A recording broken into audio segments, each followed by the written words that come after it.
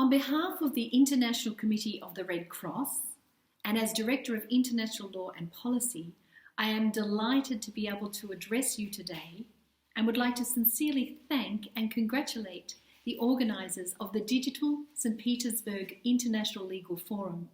It's an important time in human history that we come together. And despite the fact that we're dealing with a global crisis, a crisis that is a pandemic that does not respect jurisdictional boundaries, doesn't respect rules and regulations, there is still a lot of international law we need to work together as a global community and push forward. Obviously, this session is on international human rights law, but the law of war, international humanitarian law, the area that we as the ICRC have a particular mandate to focus upon, is still very relevant. And today, in my short intervention, I wanted to flag a few concerns that we are having and issues that we need to engage on, and also direct you to a very useful 2-page handout relating to the laws of war and COVID. But to start with, I think it's important to flag that for those who are experiencing this situation and already were in a war-torn country or a country where there was significant violence, the stakes are very high. We know that in places where the health system has already been under pressure, where hospitals have been bombed, where fresh water is difficult to access in the best of times, the challenges and the vulnerabilities that we face today in dealing with the pandemic are even more critical. So my first point is that we must not forget that sadly, situations were extremely vulnerable before this crisis, and we need to make sure that we continue to ensure the protection and dignity of those people in such situations.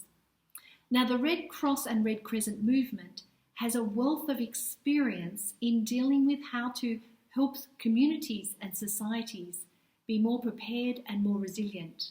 And I know that, for example, the experiences that we have had in places such as Africa dealing with the Ebola pandemic are things that we need to globally learn together. It is critical, not just in the legal framework, but in the operational framework that we share in the current time, learnings and areas to make sure that we don't forget the most vulnerable. Now, some of the key areas of concern for the ICRC relate to areas that we're working in. For example, we fear for the worst for people who are in prisons or displacement camps around the world.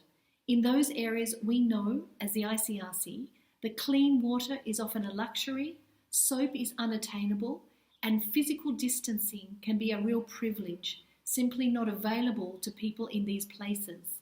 So the implementation of basic infection prevention and control measures can be challenging when there are scarce resources.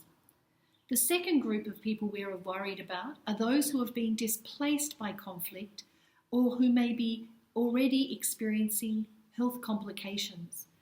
Temporary accommodation or camps can be crowded with inadequate health and sanitation facilities. So we need to ensure that these people get the access to clean water that they need. And finally, I wanted to flag the concern that the ICRC has for people who are in detention facilities. These are often overcrowded and in the first place lacked hygiene and had poor ventilation. And these pose extra challenges when trying to prevent or contain the spread of disease. Now, for example, the situation in northeast Syria with the Ahol camp gives great concerns to us.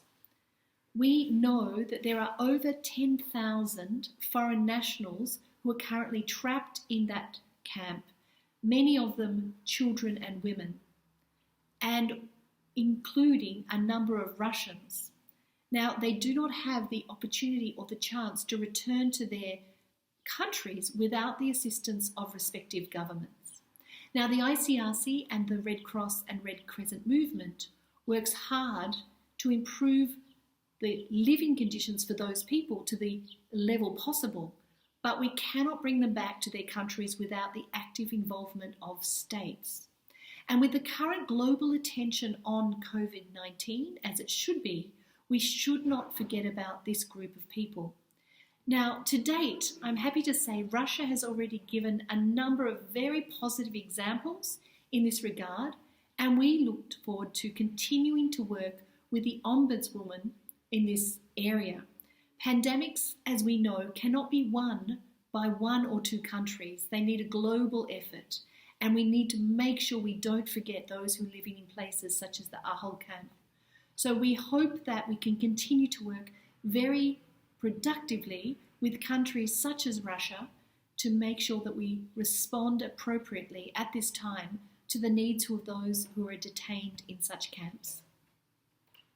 The second area I wanted to flag relates to all the normative legal framework around humanitarian exemptions. Now, we in the ICRC work in places, be they war zones or post-war zones, that others don't go, and often are the only institution in that space. And one of our requirements is that we work in an impartial manner, just as it does in situations such as the pandemic and in conflicts. It makes no sense and has no legal framework to work just for one side and not for the other. And as I stated at the start, illnesses do not respect borders. So it is very important that there is the adoption of domestic legislation and frameworks to allow so-called humanitarian exemptions. Now, we know that the Security Council, pursuant to Resolution 2462, identified the need for humanitarians working strictly impartially based on needs of the people they assist alone, created that resolution, and we know that many countries supported it, including Russia. And what we need to see today is that those exemptions and protections for humanitarian workers are embedded in domestic legislation. And I do know that my colleagues in Moscow are very keen to engage in a dialogue to move this forward. And globally, I'm working with many colleagues in capitals to make sure at this critical time, humanitarians can do their job. Thirdly, I wanted to spend a moment looking at the issues around the Red Cross emblem. Now, working in situations of armed conflict, the ICRC does not carry weapons. Our only protection is our logo, which includes the protective emblem of the Red Cross on the white background. And what we need globally, and specifically at this time to be able to address the crisis, is domestic legislation to protect the Red Cross emblem.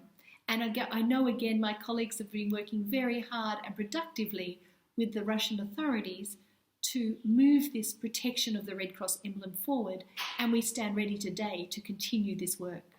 So some key issues around the obligations of detention, situations of humanitarian exemptions, and the protection of the Red Cross emblem are some of the messages I wanted to highlight today.